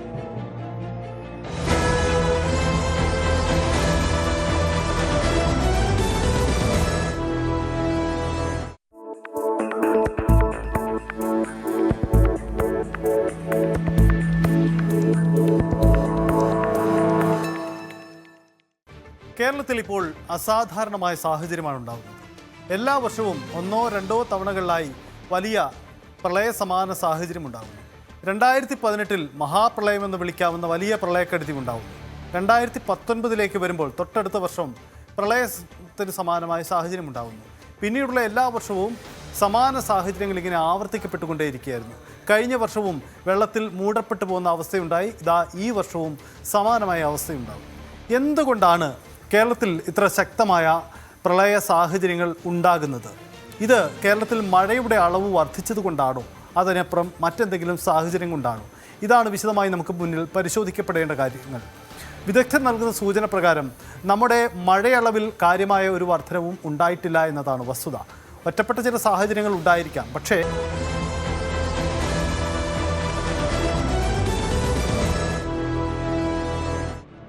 സ്പോട്ട് ലൈവ് തുടരുന്നു. സംസ്ഥാനത്ത് മഴയ്ക്കല്പം ശമനമുണ്ടെങ്കിലും മഴക്കെടുതി ഇപ്പോഴും, അതിൻ്റെ ദുരിതങ്ങൾ ഇപ്പോഴും സാധാരണ ജനങ്ങൾ അനുഭവിക്കുകയാണ്. നിരവധി പേരുടെ ജീവനാണ് നഷ്ടപ്പെട്ടത്. 26 പേർ മരിച്ചു, 4 പേരെ കാണാനില്ല.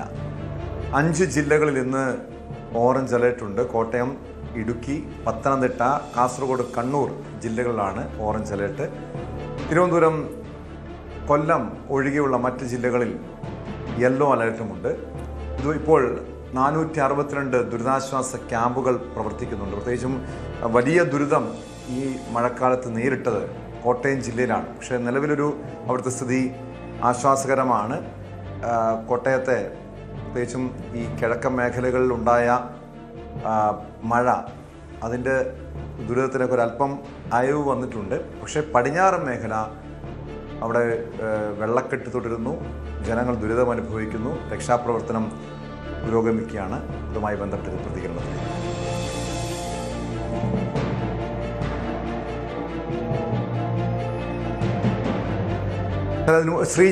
ശ്രീജിത്ത് ചേരുന്നുണ്ട് വിവരങ്ങളുമായി. ശ്രീജിത്ത്, നിലവിൽ കോട്ടയം ജില്ലയുടെ ഒരു സാഹചര്യം എന്താണ്? തുടർച്ചയായി ദിവസങ്ങളിൽ ഇപ്പോൾ സ്കൂളുകൾക്ക് അടക്കം അവധി നൽകിയിട്ടുണ്ട്. കഴിഞ്ഞ ദിവസങ്ങളിലൊക്കെ ശക്തമായ മഴയായിരുന്നു. മഴക്കെടുതിയുടെ അതിൻ്റെ ദുരിതം കൂടുതൽ അനുഭവിച്ചൊരു ജില്ലയാണ്. പടിഞ്ഞാറൻ മേഖലകളിലേക്കാണ് വെള്ളം പൂർണ്ണമായി ഇപ്പോൾ ഒഴുകി വരുന്നത്. നിരവധി വീടുകളിൽ വ്യാപാര സ്ഥാപനങ്ങളടക്കം വെള്ളം കയറിയ സാഹചര്യമാണ്. നിലവിൽ ഇപ്പോഴെന്താണ് സ്ഥിതി? ടോമ, വെള്ളം ഇറങ്ങാൻ തുടങ്ങിയിട്ടുണ്ട്. പടിഞ്ഞാറൻ മേഖലയിൽ നിന്ന് ഉൾപ്പെടെ വെള്ളം ഇറങ്ങാൻ തുടങ്ങിയിട്ടുണ്ട്. ഇന്നലെ വൈകുന്നേരവും രാത്രിയും ഇന്ന് രാവിലെയും ഒക്കെ മഴ പെയ്തിരുന്നു. പക്ഷേ ഒരു 11 മണിക്ക് ശേഷം കാര്യമായ മഴ പെയ്തിട്ടില്ല. ഈ പാല ഉൾപ്പെടെയുള്ള മേഖലകളിൽ നിന്ന് മുന്നറിയിപ്പ് നിലയ്ക്കും താഴേക്ക് വെള്ളം ഇന്നലെ തന്നെ പോയിരുന്നു.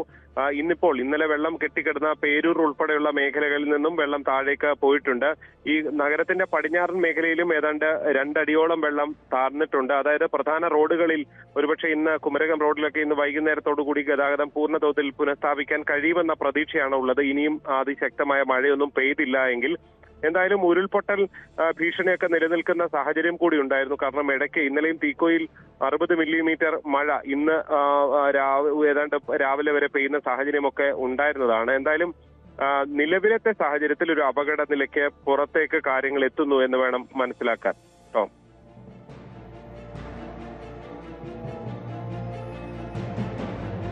യെസ്, അതായത് ഇന്നലെ കഴിഞ്ഞ ദിവസങ്ങളിലൊക്കെ ശ്രീജിത്ത് അവിടെ നിന്ന് റിപ്പോർട്ട് ചെയ്തിരുന്നു. പ്രത്യേകിച്ചും കുമരകം, വൈക്കം ഉൾപ്പെടെയുള്ള മേഖലകളിൽ വെള്ളക്കെട്ട് അതിരൂക്ഷമാണ്, വെള്ളം ഇറങ്ങാത്തൊരു സാഹചര്യമാണെന്ന്. പൊതുവെ ഈ പടിഞ്ഞാറ് മേഖലയും ഇപ്പോൾ സുരക്ഷിതമെന്ന് കരുതാമല്ലേ? ഇപ്പോഴവിടെ നിരവധി ക്യാമ്പുകൾ പ്രവർത്തിക്കുന്നുണ്ടോ? നിരവധി ജനങ്ങൾ ഇപ്പോഴും ദുരിതാശ്വാസ ക്യാമ്പുകളിൽ കഴിയുന്നുണ്ടോ? തീർച്ചയായും ആളുകൾ ക്യാമ്പിൽ കഴിയുന്നുണ്ട്. ഏതാണ്ട് 8,000-ഓളം പേരാണ് ക്യാമ്പുകളിൽ കഴിയുന്നത്. 8,000-ഓളം എന്നുള്ളത് കോട്ടയത്തെ സംബന്ധിച്ച് സാധാരണഗതിയിലൊരു പ്രളയം നോക്കിക്കഴിഞ്ഞാൽ ഒരു ചെറിയ സംഖ്യയാണ്. 2018-ലൊക്കെ ഏതാണ്ട് 30,000-ഓളം ആളുകളാണ് ക്യാമ്പിൽ കഴിഞ്ഞിരുന്നത്. അത് വെച്ച് നോക്കുമ്പോൾ ആ സംഖ്യ കുറവാണ് എന്ന് ഈ ഘട്ടത്തിൽ നമുക്ക് വിലയിരുത്തേണ്ടി വരും. ക്യാമ്പുകൾ വിവിധയിടങ്ങളിൽ പ്രവർത്തിക്കുന്നു. ഏതാണ്ട് 8,000 ആളുകൾ എന്നുള്ളതാണ് ജില്ലാ ഭരണകൂടം ഏറ്റവും ഒടുവിൽ അറിയിച്ച കണക്ക് പ്രകാരം വ്യക്തമാകുന്നത്.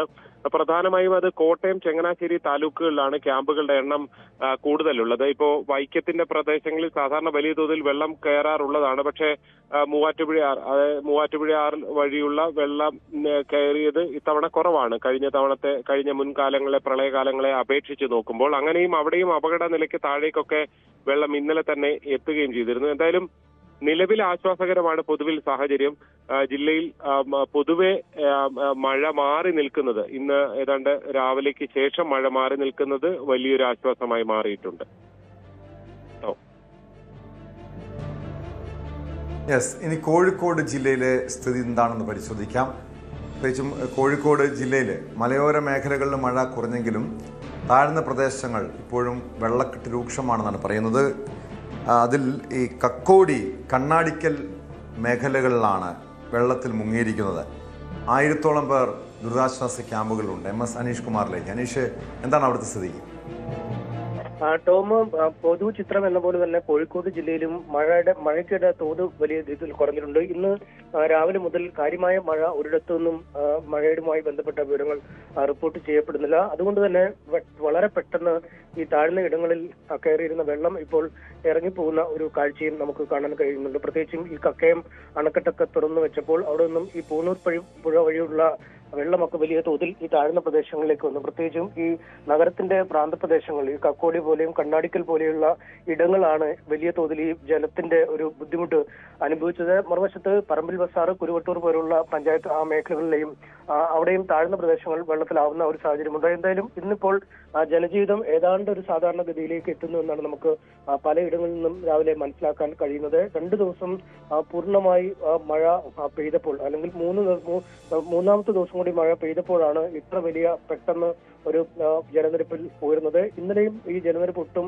താഴാതെ നിൽക്കുന്നത് ജനങ്ങൾ ഒരു ആശങ്കയിലാഴ്ത്തിയിരുന്നു. കാരണം ഇന്നലെയും കാര്യമായ രീതിയിലൊരു മഴ കോഴിക്കോട് ഉണ്ടായിരുന്നില്ല. പക്ഷെ അപ്പോഴും ജലനിരപ്പ് താഴാതെ നിൽക്കുന്നത് ഒരു ആശങ്ക ഉയർത്തിയിരുന്നു. എന്നാൽ ഇന്നിപ്പോൾ സ്ഥിതിഗതി മാറിയിരിക്കുന്നു. ഒരുപാട് വെള്ളക്കെട്ടുണ്ടായിരുന്ന ഇടങ്ങളിൽ മാത്രമാണ് വെള്ളക്കെട്ട് അവശേഷിക്കുന്നത്. മറ്റുള്ള ഇടങ്ങളിൽ ഏതാണ്ട് ജലനിരപ്പ് താഴ്ന്നിട്ടുണ്ട്. അവിടെ രാവിലെ മുതൽ തന്നെ ആളുകളൊക്കെ എത്തി ക്യാമ്പുകളിൽ നിന്നും ബന്ധുവീടുകളിലും ഒക്കെ മാറി താമസിച്ച ആളുകൾ അവിടെ എത്തി വീടിന്റെ ശുചീകരണ പരിപാടികളൊക്കെ നടത്തുന്ന കാഴ്ചകൾ നമുക്ക് കാണാൻ കഴിഞ്ഞിരിക്കുന്നു. എന്തായാലും നാളത്തെ കൂടെയൊക്കെ പൂർണ്ണമായും ക്യാമ്പുകളിൽ നിന്ന് ആളുകൾ ഒരുപക്ഷെ വീട്ടിലേക്ക് പോയേക്കും. ഇന്നും കൂടി, ഇനി ഉച്ചതിരിഞ്ഞുകൂടി മഴ ഇതുപോലെ മാറി നിൽക്കുകയാണെങ്കിൽ കാര്യങ്ങൾ അനുകൂലമാവുന്ന രീതിയിൽ എത്തും. വ്യക്തമാണ്. MS അനീഷ് കുമാറാണ് വിവരങ്ങൾ നൽകിയത്. മലപ്പുറത്തേക്ക് പോവുകയാണ്. മലപ്പുറം പാണക്കാട് കഴിഞ്ഞ തിങ്കളാഴ്ച റോഡിലേക്ക് മണ്ണിടിഞ്ഞ് വീണതുമായി ബന്ധപ്പെട്ട വിഷയം അത് നമ്മളേറെ ചർച്ച ചെയ്തതാണ്. ഇപ്പോൾ ഇവിടെ മണ്ണ് നീക്കം ചെയ്യൽ പുരോഗമിക്കുന്നു. ഇന്ന് വൈകുന്നേരത്തോടെ മണ്ണ് പൂർണ്ണമായും നീക്കം ചെയ്യാൻ കഴിയുമെന്നാണ് അധികൃതർ പറയുന്നത്. പക്ഷേ എന്ന് ഈ ഗതാഗതം എന്ന് പുനഃസ്ഥാപിക്കാൻ കഴിയുമെന്ന കാര്യത്തിൽ ഇപ്പോഴും ഒരു വ്യക്തത വന്നിട്ടില്ല. CB അനുമോദിൻ്റെ റിപ്പോർട്ടിലേക്ക്.